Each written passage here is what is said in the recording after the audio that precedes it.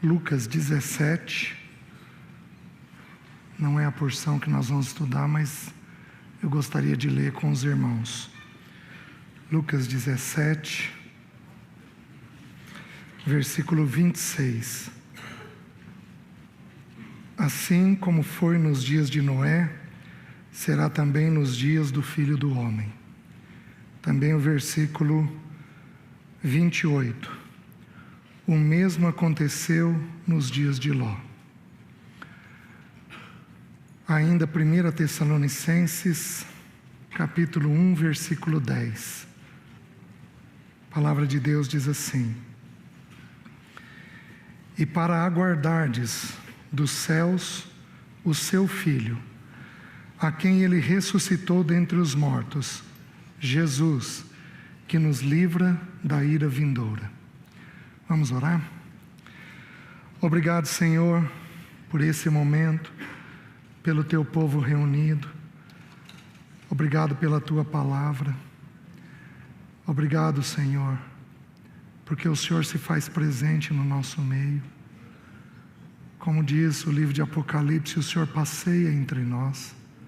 Louvado seja o teu nome.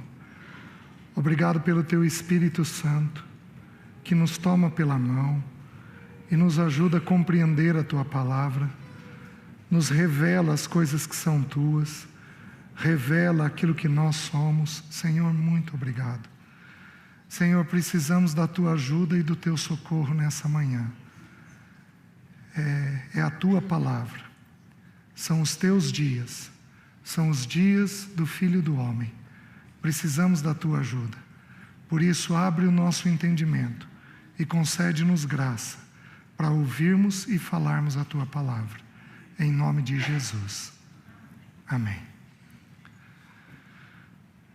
Meus queridos, durante muito tempo eu acreditei que a morte era a única coisa que não tinha solução.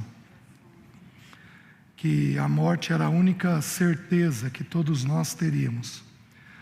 Até que o Espírito me lembrou uma coisa muito simples: e se o Senhor voltar? Então a morte deixa de ser uma certeza para nós. Então a única certeza que nós temos nessa vida é de que haverá um julgamento. Esta é uma certeza que as Escrituras nos dão. Para nós, os salvos, o julgamento do tribunal familiar, digamos assim, o tribunal de Cristo, descrito em Coríntios. Para os ímpios, o julgamento da condenação eterna. Mas o fato é o seguinte: haverá um julgamento. E esse julgamento está a cada dia mais próximo, né? Não apenas o arrebatamento da igreja, não apenas o nosso encontro com o Senhor nos ares, mas também o julgamento que Ele tem preparado para toda a humanidade, tanto os salvos quanto os ímpios, né? Lembrando, os irmãos sabem disso tão bem quanto eu, que os ímpios é um julgamento de condenação. Para nós não. É um julgamento das nossas práticas, da nossa conduta nessa terra. E o Senhor nos diz, no livro de Lucas, que assim como foi nos dias de Noé e nos dias de Ló.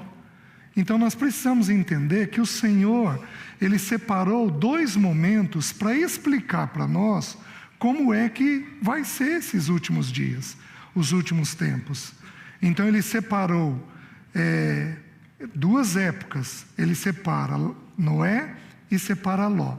Mas o interessante é que quando Ele separa não apenas dois homens, mas Ele separa duas famílias. Vai um pouco mais longe do que a gente imaginou. Por quê? Porque a questão da salvação, ela não é apenas individual. Deus chama pessoas, mas o grande alvo de Deus é que desde essa terra nós aprendêssemos a conviver em família, aprendêssemos quem Deus é pelos papéis, o papel do homem, o papel da mulher, o papel de um pai, de uma mãe, de um filho. Deus usa textos e mais textos nas Escrituras, se comparando com estes papéis. Meus queridos, Deus é tão amplo, ele é tão vasto, ele é tão maravilhoso, que ele precisa usar uma gama enorme de comparações para a gente poder ir entendendo uma faceta de quem ele é. Então ele usa, por exemplo, a figura do pai no Novo Testamento. Ele usa a figura do filho. Ele usa a figura do casamento, do papel do homem, do papel da mulher. Ele vai usando figuras para poder ampliar a nossa compreensão de quem ele é, da maneira pela qual ele age, da maneira pela qual ele faz as coisas. Deus é tão específico que tem textos onde ele se compara ao papel de uma mulher, para mostrar como ele é vasto. Ele diz assim: pode porventura uma mãe esquecer-se de seu filho que acabou de nascer? Eu, porém, nunca me esquecerei de vós. Ele usa uma figura simples. Nós pais, em geral, esquecemos dos filhos, mas a mãe esquece. Gente, ela não faz nada sem ter o filho na cabeça. Ela não faz nada. Se um filho passar mal, aqui dentro ela sabe que alguma coisa está acontecendo, porque é do instinto da mulher, e Deus toma esse instinto para mostrar como que é um instinto dele. Eu não me esqueço de vós. Então Deus tomou aqui duas famílias em duas eras, e o meu encargo é mostrar essas duas famílias mais do que as eras, mais do que as épocas para vocês. Então, nós vamos dar uma olhadinha. A primeira família que nós vamos ver vai ser a família de Noé. E depois nós vamos ver a família de Ló. Nós temos nas Escrituras 3 julgamentos bem pontuais que Deus fez. Obviamente que ele fez muito mais do que esses 3. Mas esses 3 a gente vê com muita clareza. Noé, ele julgou toda a terra, toda a humanidade. Ló, ele julgou uma região. Ele julgou Sodoma e Gomorra. E no Egito, o texto diz em Êxodo que ele julgou os deuses do Egito. Então ele julgou um país e a sua idolatria.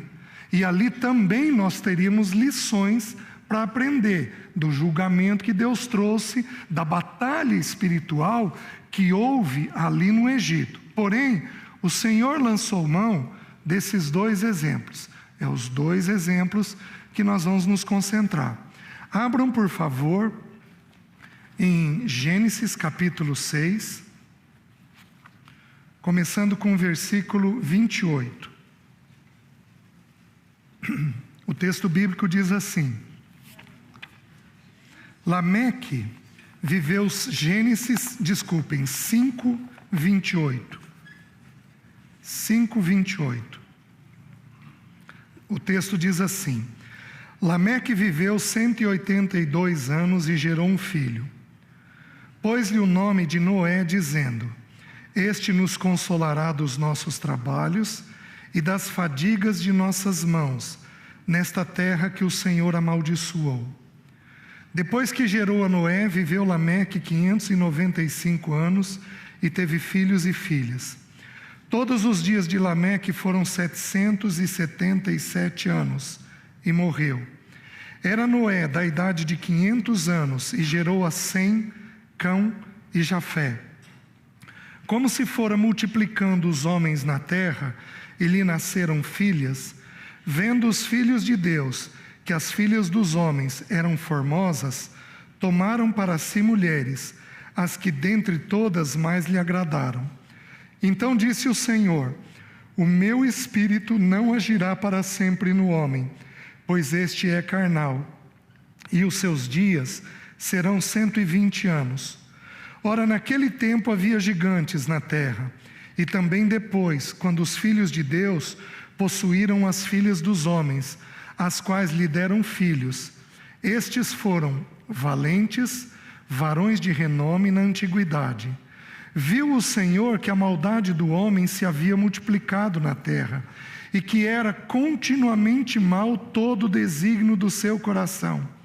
Então se arrependeu o Senhor de haver feito o homem, na terra, e isto lhe pesou no coração. Disse o Senhor: farei desaparecer da terra o homem que criei, o homem e o animal, os répteis e as aves dos céus, porque me arrependo de os haver feito. Porém Noé achou graça diante do Senhor. Eis a história de Noé. Noé era homem justo e íntegro entre os seus contemporâneos. Noé andava com Deus.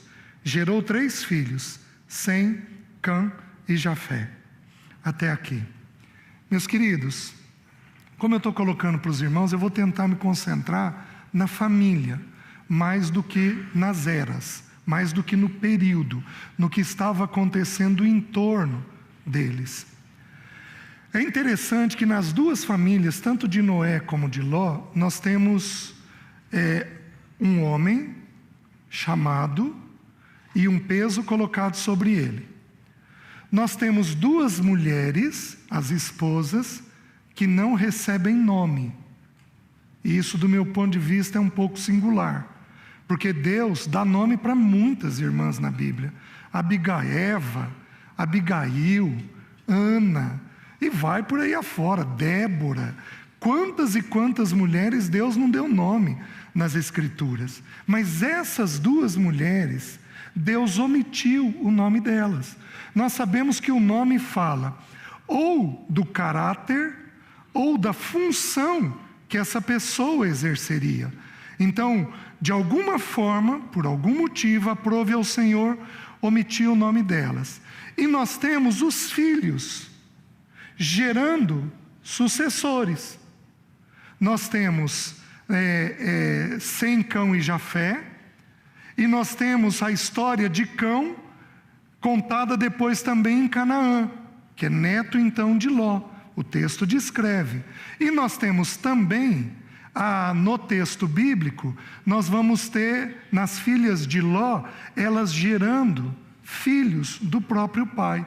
Então as 2 histórias familiares seguem uma linha bem própria, bem comum as 2. E eu gostaria de tirar algumas lições dessas famílias. Em Noé, nós temos algumas curiosidades.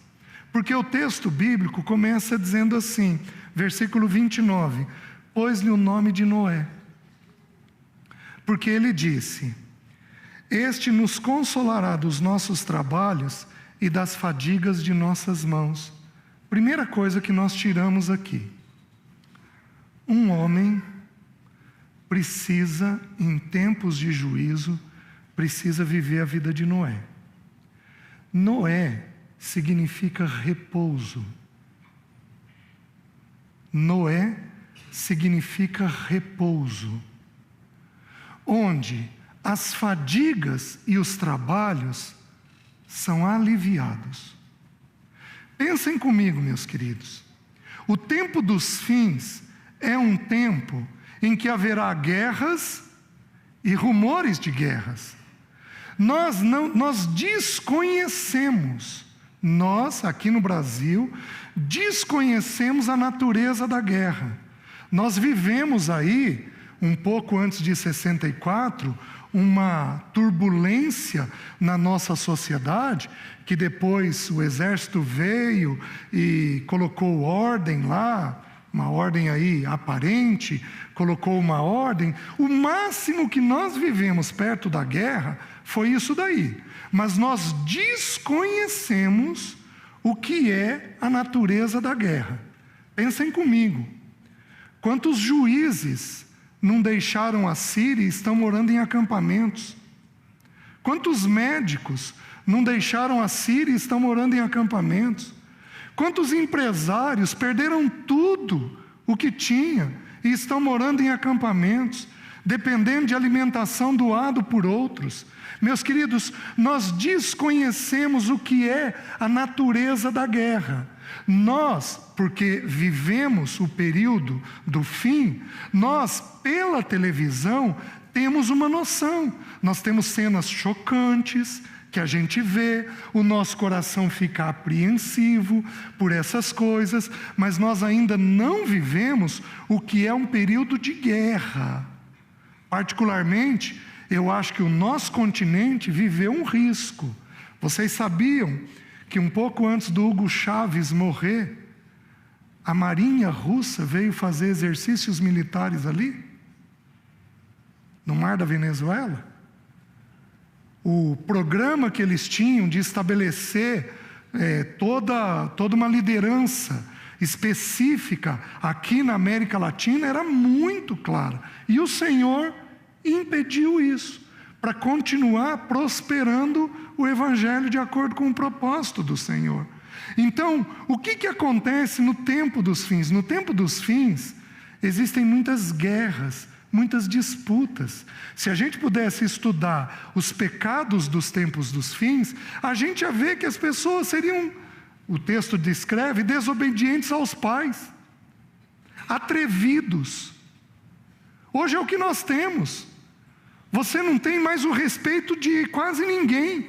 Hoje uma criança zomba de um adulto. Então nós vivemos uma tensão contínua entre nós. Então nós vivemos esse espírito de enfrentamento que é um espírito maligno. Não é próprio de Deus, é próprio de Satanás, porque ele enfrentou a autoridade de Deus. E à medida que nós enfrentamos esse período, nós vamos entrando nesse período, o nosso coração vai ficando esgotado. Nós temos filhos hoje que desrespeitam os pais de um jeito inimaginável, mas inimaginável há 15 anos atrás. Na minha geração, que eu era criança, se um filho tivesse um nível de desrespeito por pai ou por mãe, ele apanhava. E ele aprendia a ser adequado, porque ele era disciplinado. Hoje em dia você não pode fazer absolutamente nada. Então o enfrentamento, que é o início da guerra, é uma característica desses tempos. Porém, a família de Noé tinha repouso. O lar da gente tem que ser um lugar de paz. Homem, presta atenção, abandona a ira, deixa o furor. Isto certamente não acabará bem, diz o salmista. Nós precisamos abandonar a guerra das nossas casas. Nós precisamos arrancar a guerra pela raiz, porque no tempo dos fins, a maneira de sobreviver é pela paz.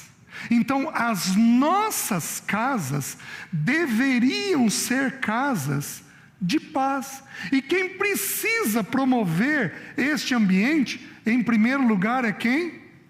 Nós, os homens. Porque Noé significa repouso. Os irmãos estão entendendo?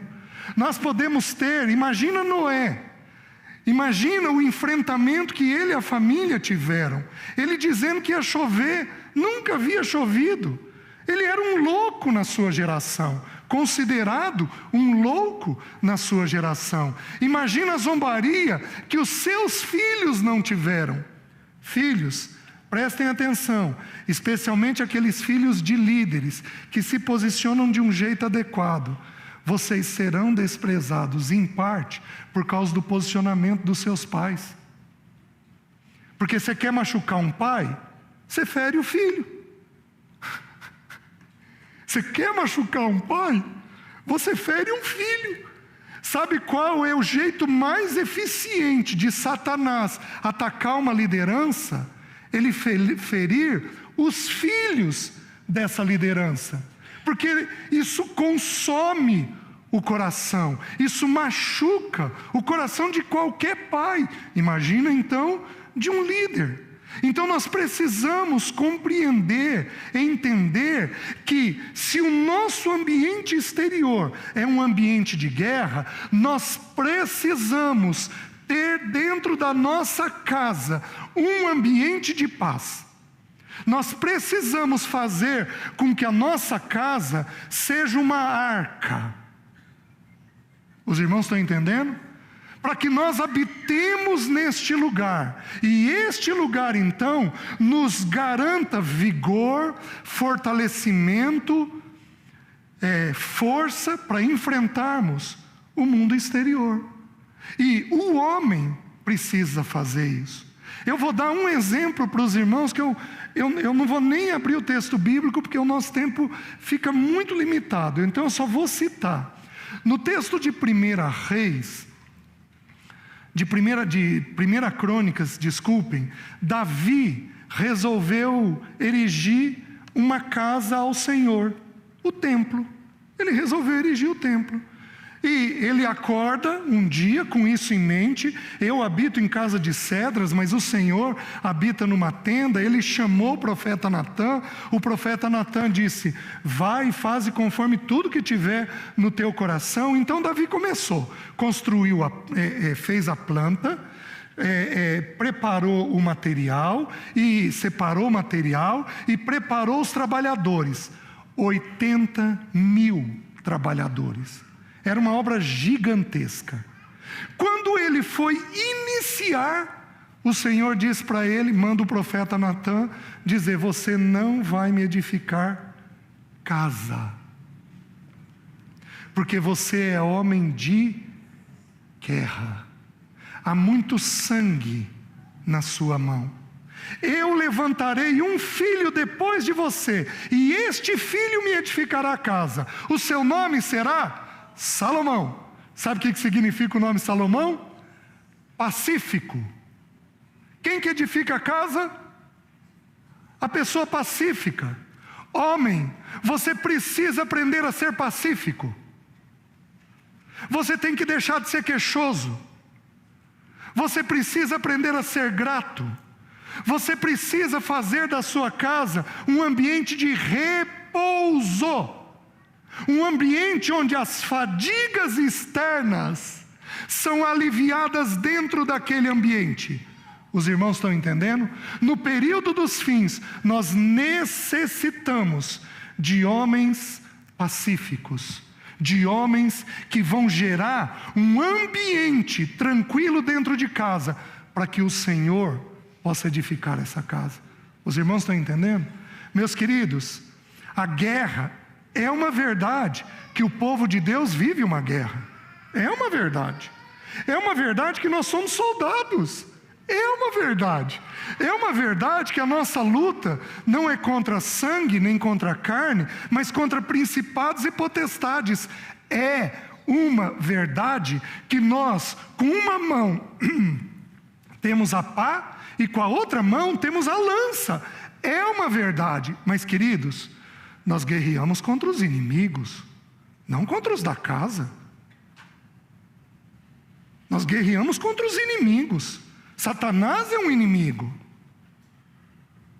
Aqueles que se levantam contra o Evangelho são inimigos, mas não os da casa. Nós não podemos ter o parceiro por inimigo. Nós não podemos ter o filho por inimigo. Nós não podemos ter os nossos por inimigo. Vocês sabem o que significa a palavra inimigo no grego? Odioso. Nós não podemos ter os nossos com raiva, com ódio. Nós não podemos ter, porque esse não é o Espírito do Senhor. O nosso Senhor Jesus, Ele é o príncipe da paz. O nosso Senhor Jesus, diz o texto de Efésios, que Ele é a nossa paz, e que de ambos Ele derruba a parede da inimizade, e que de ambos Ele faz um. Temos condições de sermos um com o parceiro, temos condições de sermos um com os nossos filhos. Temos condições, porque dentro de nós habita este príncipe da paz. Mas para isso, meus queridos, temos que tomar uma decisão. Temos que fazer uma escolha. A escolha de que chega de guerra dentro de casa. Chega de guerra dentro de casa. Os irmãos estão entendendo? Porque esse espírito, ele não coopera com a edificação da casa. A minha vontade é de parar tudo e fazer um apelo aos homens. Você é briguento? Você é crítico? Você é grato? Sua esposa cozinha para você todo dia, você agradece? Você é leve? Você é uma pessoa leve? Você é homem? Ou você é uma pessoa pesada? É óbvio que todos nós teremos dias ou semanas no ano que serão mais difíceis. É óbvio que isso ocorrerá, mas tem que ser algo esporádico.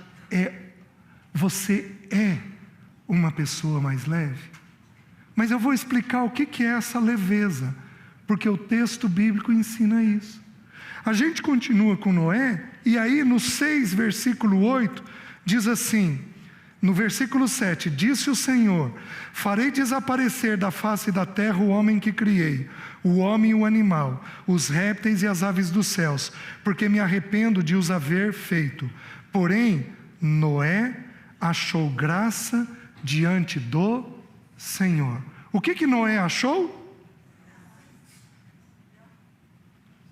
Noé achou graça. O que significa graça? A palavra graça nos foi ensinada que ela significa favor.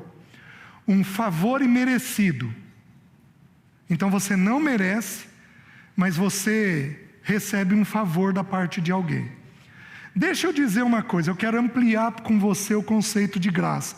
Eu uso esse exemplo, eu ouvi ele uma vez e eu acho que ele é bem adequado. Então, a graça é um favor imerecido. Então, o Antoniel não fez nada por mim, mas eu vou lá e faço algo por ele. Isso é o que nos foi ensinado sobre graça. Mas eu vou te dar um exemplo do que é graça. Você estaciona um carro, põe lá o cartãozinho da prefeitura e vem um flanelinha. Oh, você não quer que eu cuide aí para você? E você diz, você já pôs o cartãozinho, você não precisa fazer aquilo. Você diz, não, você pode cuidar que eu vou te dar uma moedinha. E você vê que você anda um pouquinho e ele volta uma quadra e fica longe do seu carro. Ou seja, ele não cuidou do seu carro. O que seria graça no que nós fomos ensinados? Quando você volta, você pega e dá uma moedinha para ele. Ele não teve mérito nenhum, porque ele não cuidou. Mas você deu para ele algo. Mas o que é graça, do ponto de vista de Deus? O flanelinha, a hora que você sai, ele risca o teu carro. Ele cometeu um demérito contra você. Você volta, vê o que ele fez, e ainda assim vai lá e dá a moedinha para ele. Vocês estão entendendo? Deus não fez favores para nós sem a gente ter feito nada para ele. A gente fez coisas contra ele. E ainda assim, ele vem e faz um favor a nós. Então o que houve? Noé, ele encontrou da parte de Deus para com ele graça. E Noé então se torna um homem, por ele ter andado com Deus, ele se torna um homem cheio desta graça. Meus queridos, é uma coisa impressionante o texto bíblico. A primeira menção da palavra graça na Bíblia é para um homem, é em Noé. Sabe qual é a primeira menção no Novo Testamento da palavra graça? É para uma mulher. No Velho Testamento é para um homem. No Novo Testamento é para uma mulher. Maria, o anjo vem para Maria e diz assim: Maria, não temas, porque você achou graça.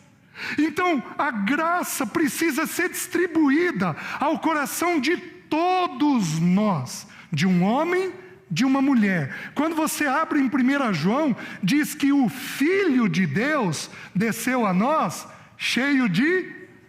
É uma lição que os filhos precisam aprender. O que é graça no texto bíblico? Graça significa, no Velho Testamento, favor. Mas olha outra descrição: charme, elegância. Não é charme e elegância no sentido de vestimenta. É charme e elegância no sentido de leveza. Tem pessoas que elas são elegantes dentro delas. Elas têm mansidão no falar. Elas sabem calar na hora certa. Elas sabem falar na hora certa. Elas têm uma elegância, uma graça interna diferenciada. Isto é graça. Porém, a palavra que mais faz sentido, inclusive para o tempo dos fins, sabe o que é?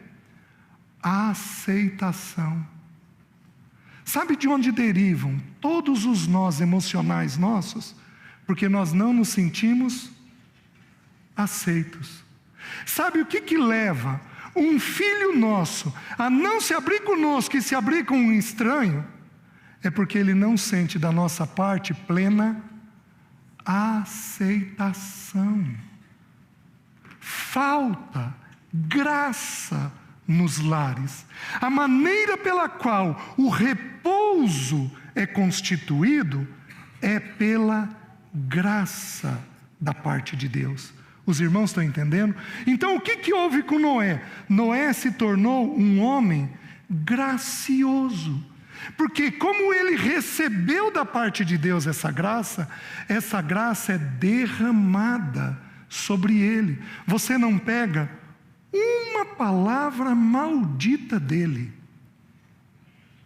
Você não pega uma crítica dele. Você não pega um desespero dele. Você não pega um destempero dele. Você não pega isto da parte dele. Nós temos, se o Senhor permitir, nós vamos chegar lá, nós temos um momento em que ele bebeu. A Bíblia nos conta isso, nós vamos estudar esse momento daqui a pouco. Mas em todo este processo do chamamento de Deus e do juízo de Deus, você não pega da boca dele uma coisa indevida. E meus queridos, por qual parte do corpo a graça é transmitida em maior medida? É pelas mãos? Talvez. É pelos pés, quando a gente vai em direção ao que tem necessidade? Talvez, com certeza vai ter. Mas sabe onde a Bíblia põe destaque? A Bíblia põe destaque na boca. O Salmo 45, segura em Gênesis e só vai até o Salmo 45 que nós já vamos voltar. O Salmo 45 é um salmo do casamento. Esse salmo aqui é um salmo para casamento. Ele diz assim: de boas palavras transborda o meu coração, ao rei consagro o que eu compus. A minha língua é como a pena de habilidoso escritor. Tu és o mais formoso dos filhos dos homens. Nos teus lábios se extravasou a graça. É pela boca que nós transmitimos, em especial, a graça de Deus. Então, os nossos lares deveriam ser lares cheios de aceitação, cheios de graça. Mas, meus queridos, em geral, os nossos lares são lares cheios de crítica. Quem aqui é muito crítico, levanta a mão. Levanta alto. Isto. Sabe o que falta?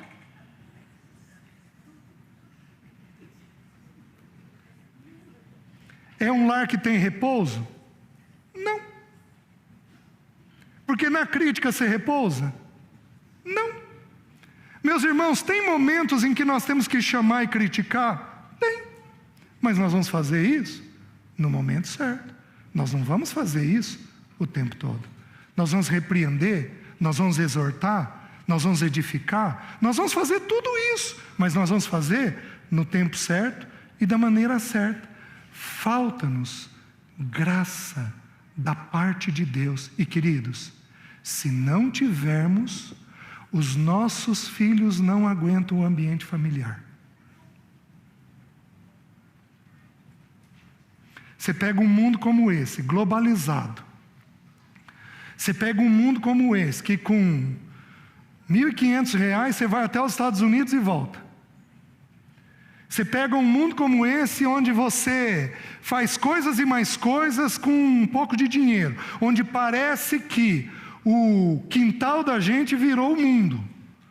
Você pega um mundo como esse, onde você acessa 5 jovens de outros países e joga online com eles e se relaciona com eles. Empresta uma arma, recebe um bônus, e você conversa, elogia, agradece, você faz isso. Meus queridos, você pega isso, se o nosso lar não tiver graça, nossos filhos se enfiam dentro do quarto.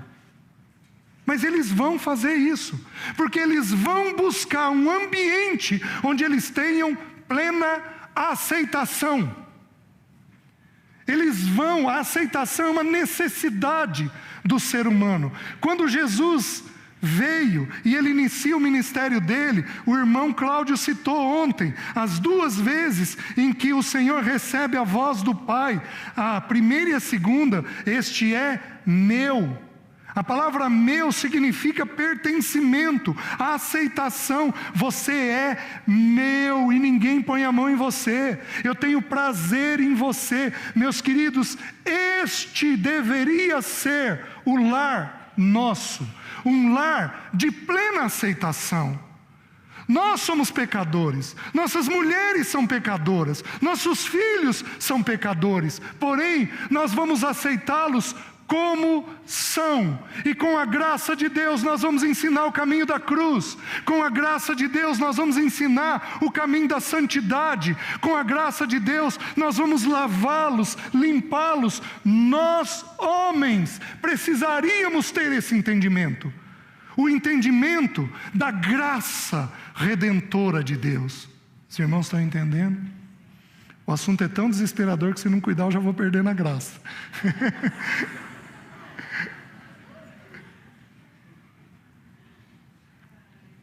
Meus queridos, os nossos precisam de aceitação. Todo homem aqui, toda mulher aqui, todo filho aqui, são feitos do mesmo material, são pó da terra. Todos nós somos iguaizinhos, temos virtudes que o Pai Celeste depositou e temos pecados que os nossos pais nos depositaram. Todos nós somos feitos do mesmo material. Quem somos nós para criticarmos indevidamente, para julgarmos indevidamente, para pesarmos indevidamente? Mas o Espírito do Senhor, Ele nos leva a identificar as virtudes. Filho, tal coisa é uma virtude em você, tal coisa é um dom em você. Filho, louvado seja o nome do Senhor por isso. Que legal, viu? Filho, vem cá, você tem esse defeito, você tem essa inclinação, você tem esse pecado. Viu? Filho, você está falando do seu irmão? É uma verdade, seu irmão tem esse pecado, você tem orado por ele? Vamos lembrar que você também tem pecado, você também tem virtude? Vamos lembrar as virtudes do seu irmão? Seu irmão tem isso, tem isso, tem isso, tem isso de virtude. Meus queridos, é assim que a gente faz, com plena aceitação e com responsabilidade de tratar o pecado. Eu não estou dizendo para você aceitar o pecado, eu estou dizendo para você aceitar o pecador e tratar o pecado dentro do processo que Deus tem, da maneira que Deus tem. Mas não, nós temos ambientes pesados produzidos no nosso meio, ambientes tensos produzidos no nosso meio. Por quê? Porque falta-nos graça. Eu estou tentando entender, se tudo inicia em Deus no amor ou na graça. Perguntei para um irmão esses dias, muito mais esclarecido do que eu. Ele falou: César, é no amor. O amor produziu a graça. Mas eu fico pensando, a Bíblia diz assim, que a graça, a tua graça, é melhor do que porque é na graça que o Senhor vem em direção a nós. Ele vem em direção a esses pobres pecadores. O que nós vamos fazer dentro de casa? criar este ambiente. Eu vou criar um parênteses. Eu vou falar de uma doença da atualidade, que vai tocar muitas famílias aqui. Alguns dos nossos filhos são mais sensíveis. Eles são mais sensíveis. Eles se machucam com mais facilidade. Pesa dentro deles o ambiente, porque eles são mais sensíveis. Ou eles são mais sensíveis, ou eles são mais perceptivos. Eles têm uma percepção da vida maior. Então tem filho de 6 anos de idade que sabe dizer se o olhinho da mãe está triste. Que sabe dizer se tem algum tema perigoso. Os pais têm uma briga, ele pergunta assim: vocês vão se separar? Com 6 anos de idade. Nunca foi falar de separação em casa. Mas é porque ele tem uma percepção diferenciada. Tem filhos que têm, seja uma inteligência, seja uma percepção diferenciada. O que acontece? Se a casa é mais tensa, o que esse filho faz? Se recolhe. Antigamente, 1, 2 gerações atrás, esse filho era tido por tímido. Então, aos 13 anos de idade, ele tinha timidez. Ele ia para a escola com um pouco de dificuldade, ele brincava com um pouco de dificuldade. Mas há 2, 3 gerações atrás, a brincadeira não era dentro de casa, a brincadeira era fora. Era brincar de pique-esconde, de esconde-esconde, era brincar de subir em árvore, de descer com carrinho de rolemã. Então, se essa criança quisesse brincar, ela tinha que sair. E ela enfrentava um pouco a timidez dela. Hoje, o que aconteceu? Ela tem a timidez. Eu trouxe por causa do horário, irmãos, meu relógio parou. E ela tem o celular. E ela começa a olhar o celular. E aí dá 13, dá 14, dá 15 anos, e ela descobre jogo online. E ela descobre que no jogo online, ela pode conversar com as pessoas. E neste jogo online, as pessoas vão dando plena aceitação para ela. Oh, que legal, combinamos, tal hora de novo, a gente vai lá. Oh, cara, olha aquela jogada que você fez, o que você conquistou. E o cara achou um grupo. Um asiático, um americano, um europeu, um africano, e ele jogando. E ele vai criando o hábito. E como ele está em idade de formação, o cérebro vai ficando treinado a ficar fechado, a ficar dentro de casa. Sabe o que tiraria ele de dentro do quarto? Um ambiente de repouso. Sabe o que empurra ele para dentro do quarto? Um ambiente tenso. Os irmãos estão entendendo? A graça, ela é restauradora. O repouso, ele é restaurador. É impressionante como que a graça torna tudo leve e traz a presença de Deus de um jeito mais vigoroso, mais poderoso. A presença de Deus vem quando nós encontramos esse coração gracioso. Por isso, irmãos, os homens e as irmãs, as mulheres, os filhos, você tem que tomar uma decisão. Até o presente momento da mensagem nós já temos 2 decisões. Quais são elas? A primeira, se o meu lar vai ser de repouso. A segunda, se esse lar vai ser gracioso. Os irmãos estão entendendo? Você tem que tomar decisões. Você tem que fazer escolhas. Esses dias uma irmã me contou uma história, vou tomar a liberdade de contar. Na virada do final do ano, eles tiveram uma reunião familiar, algum irmão partilhou um texto bíblico e diz que esse seria um ano de escolhas. E essa irmã, uma jovem, com filhos pequenos, ela voltou para casa e ela acessou o celular dela e o celular dela pifou, parou de funcionar. E ela tentou, e ela não conseguia fazer o celular funcionar. Tá bom. No dia seguinte, ela acordou, pegou o celular, foi ligar e o celular não funcionou. E ela fez uma oração. Nosso Deus é poderoso. Ela orou o seguinte: Senhor, se eu ligar o celular agora e ele funcionar, eu vou entender da tua parte que o Senhor quer que eu desligue as redes sociais para ter mais tempo contigo. Ela ligou o celular e funcionou.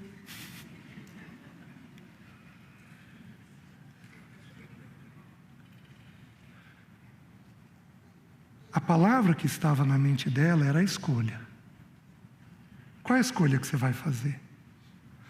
A primeira escolha: nosso lar tem que ser um lugar de repouso, porque é a maneira que temos de sobreviver aos tempos dos fins.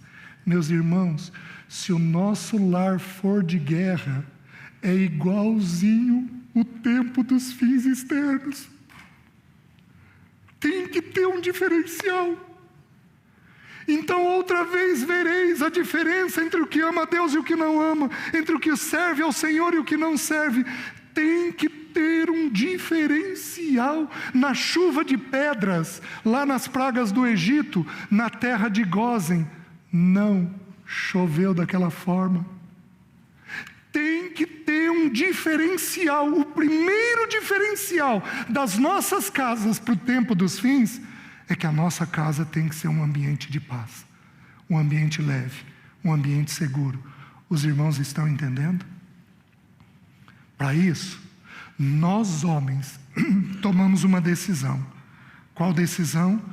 A decisão de aprendermos o que é graça da parte de Deus. O que é plena aceitação da parte de Deus.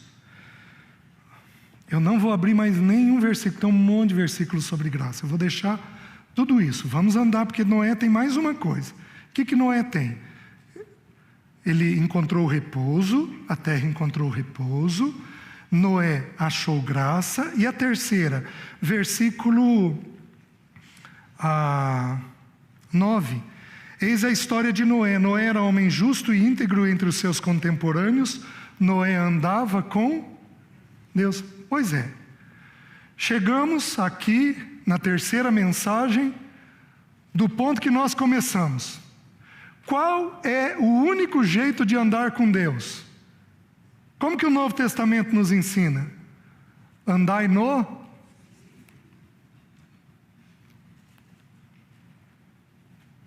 Andai no Espírito, e jamais satisfareis aos desejos da carne, as concupiscências da carne. O único jeito de andarmos com Deus é andarmos no Espírito. Quem que anda no Espírito? Aquele que anda segundo a natureza do Espírito. É uma pena que não daria para a gente estudar. Qual é a natureza do Espírito? A Bíblia responde. Por exemplo, a Bíblia diz assim, que o Espírito, ele é santo. Então, o que é andar no Espírito? É andar em santidade. Porém, o texto diz que ele também é Espírito da verdade. O que é andar no Espírito de acordo com isso? É andar dentro da verdade. Você tem verdades a serem compartilhadas? Você tem pecados escondidos? Tem coisas ocultas? Tem coisas guardadas? Não tem jeito de andar com o Espírito, porque é contra a natureza do Espírito. Os irmãos estão entendendo? Que outra coisa nós temos? Esse Espírito, ele é um Espírito de revelação. Ele revela algumas coisas. Ele revela o Filho, ele revela o Pai. Então, quando eu ando no Espírito, o que eu falo? Do Filho e do Pai. Eu falo do filho do Antoniel? Não. Eu falo do Filho de Deus. Eu falo do Pai, do Filho. Eu não falo dos irmãos. Quem aqui tem hábito de falar dos irmãos? Levanta a mão, por favor. Levanta alto, por favor. Obrigado. Sabe o que isso faz com o espírito? Entristece o espírito. O texto bíblico diz: entristece o espírito. Estudem lá, Efésios capítulo 4, versículo 30, desde o versículo 25 até o capítulo 5, o versículo 12 ali, você vai ver todos os pecados que são mencionados que entristecem o espírito. O principal é quando nós falamos uns dos outros. Pai, você é pai, se você tiver mais de um filho, qual é a tua sensação quando um filho fica criticando o outro? Se você não se incomoda com isso, eu vou dizer que você é um pai problemático. Porque não é natural. O natural seria o quê? A tristeza. Agora, qual seria o teu sentimento de abrir a porta do quarto de um filho e pegar esse filho orando pelo irmão? Qual seria o teu sentimento? Isto é andar no Espírito, é andar segundo a natureza do Espírito, é andar segundo aquilo que Ele é. Esse Espírito, Ele é dócil, Ele é leve, Ele é confortador. Ele é confortador. Gente, qual o preço de uma passadinha de mão aqui no ombro de alguém que está abatido? Qual é o preço de um abraço? Qual é o valor disso, meus queridos? Qual é o valor de uma palavra bendita a seu tempo? Qual é o valor de ouvir um irmão desesperado? Meus irmãos, é isso que o Espírito faz. Quantas vezes a gente coloca o joelho no chão e a gente derrama as nossas queixas, os nossos sofrimentos, e Ele pacientemente nos ouve. O que é andar no Espírito? O que é andar com Deus? É andar segundo a natureza do Espírito. Os irmãos estão entendendo? Para a gente entender isso e comprovar isso, vamos até o capítulo 9, versículo 20. Gênesis 9, versículo 20. Sendo Noé lavrador, passou a plantar uma vinha. Bebendo do vinho, embriagou-se e se pôs nu dentro de sua tenda. Cão, pai de Canaã, vendo a nudez do pai, fê-lo saber fora a seus 2 irmãos. Então, Sem e Javé tomaram uma capa, puseram-na sobre os próprios ombros de ambos e, andando de costas, rostos desviados, cobriram a nudez do pai, sem que a vissem. Despertando Noé do seu vinho, soube o que lhe fizera o filho mais moço, e disse: Maldito seja Canaã, seja servo dos servos a seus irmãos. E ajuntou: Bendito seja o Deus de Sem, e Canaã lhe seja servo. Engrandeça Deus a Javé, e habite eles nas tendas de Sem, e Canaã lhe seja servo. Noé, passado o dilúvio, viveu ainda 350 anos. Todos os dias de Noé foram 950 anos e morreu. Meus queridos, desses 3 filhos, 2 filhos tinham muita discrição, muita discrição. Se nós fôssemos estudar a questão do ombro nas Escrituras, quando o sacerdote trazia os nomes, as pedras de Israel com os nomes gravados, ele trazia onde? Ele trazia no peito, no coração, e ele trazia nos ombros. Nós precisamos trazer os irmãos nos ombros, para nós sustentarmos os irmãos, para nós nos colocarmos debaixo deles e trazermos sustento para a vida deles. Então o símbolo aqui é um símbolo lindo. O que houve com esses 3 irmãos? Um zombou.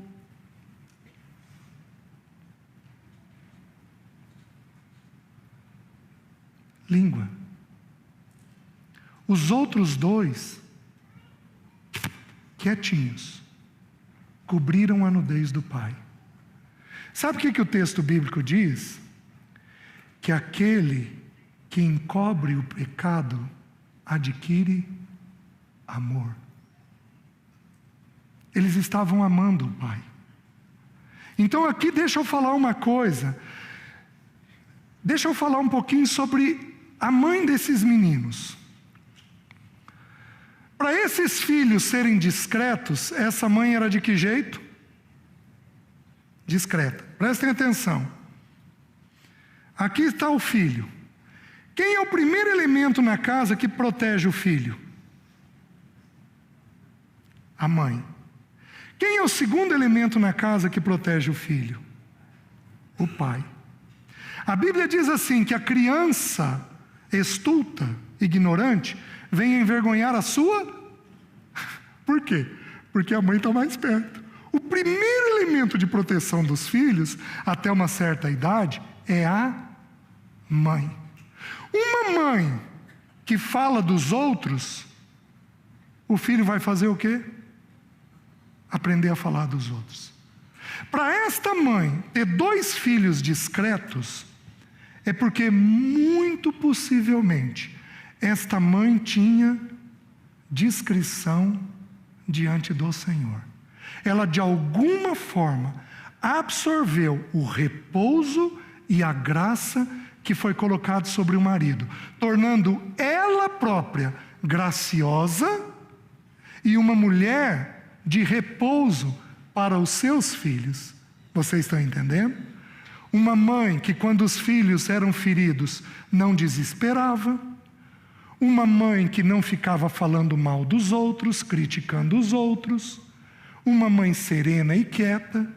Ela muito possivelmente era desta maneira. E onde isso apareceu? Na vida dos 2 filhos dela. Que coisa impressionante, de Sem e de Chavé. Que coisa impressionante. Porém, a Bíblia nos ensina que a gente pode ser bom e ter filhos maus. Este filho, Cão, ele cometeu um erro. Qual foi o erro? Ele zombou do pai. Porém, nós temos que entender. Quem aqui é dado a brincadeira? Levanta a mão. Levanta alto. A brincadeira, ela é ambígua. A brincadeira, ela é perigosa.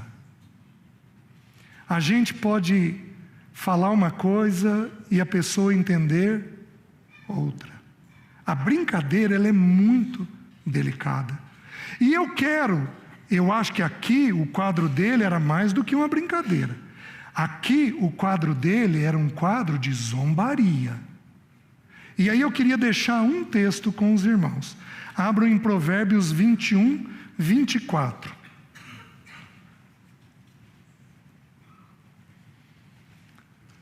O texto diz assim: quanto ao soberbo e presumido, zombador é o seu nome.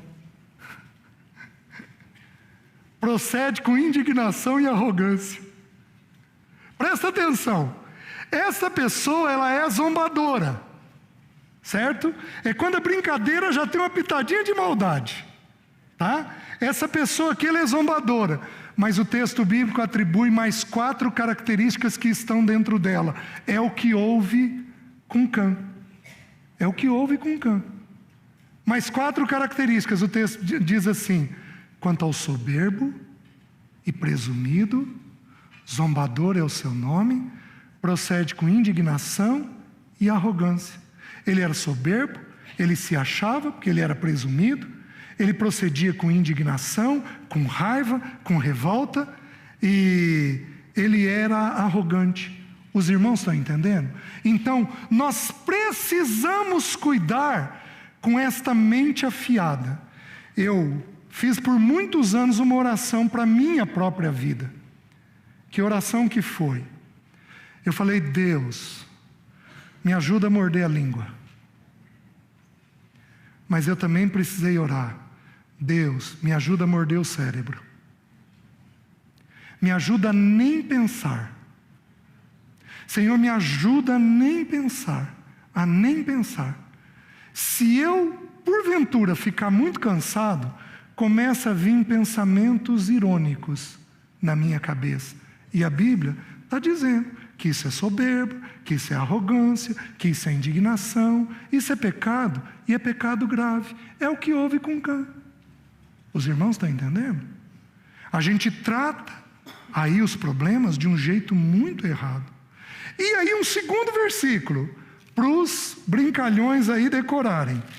Provérbios capítulo 26, versículo 18 e 19. O texto bíblico diz assim: olha se não é contrário ao repouso, como o louco. Então essa pessoa é insensata, é nécia. Lembra do primeiro estudo? Lembra das nécias e das prudentes? Como o louco que lança fogo, flecha e morte. Então ele está lançando fogo, flecha e morte. Ele está fazendo um convite à guerra. É o homem que diz: fiz isso por brincadeira. O que aconteceu com Cã? Ele era nécio. E ele tomou o pecado do pai e descobriu o pecado do pai. Meus irmãos, pecado é para ser descoberto apenas com a finalidade de tratá-lo.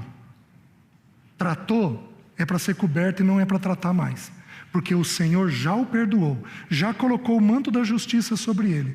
Nós só descobrimos pecado com a finalidade de tratá-lo. Você está falando do teu irmão, mas Deus te chamou para tratar ele? Se não te chamou, por que você está falando? Meus irmãos, é assim que o repouso vai embora. É assim que a leveza vai embora. É assim que a graça vai embora. E é assim que o nosso lar não está preparado para o tempo do fim. Os irmãos entendem? Então nós precisamos, dentro do ambiente familiar, aprender a encobrir pecado. E nós vamos tratar apenas no momento em que ele precisa ser tratado. Por que Noé bebeu? Nós não sabemos. Alguns irmãos, alguns estudiosos dizem que ele desconhecia o efeito da planta. É possível. Ele se tornou um lavrador, ele se tornou um servo da terra, um homem da terra. Ele estava ali cultivando a terra. É possível que ele não soubesse do efeito que aquilo causava. É possível que ele tenha deixado de caminhar um pouco com o Senhor e ele fugiu. É possível. É possível, porque existem homens de Deus que têm o risco de se afastar do Senhor. Aquele que julga estar em pé, não é que ele está, que julga estar em pé. Cuide para que não caia. Então, mesmo um homem de Deus, como foi Noé, está sujeito a uma queda. Meus queridos, o único jeito de cairmos é se não andarmos no Espírito. Porque se nós andarmos, nós vamos permanecer firmes. E que a bênção de Deus seja estendida aos nossos filhos e aos nossos netos, se nós cuidarmos com o repouso, com a graça e com o andar no Espírito. Amém, irmãos? Vamos orar. Curva sua cabeça.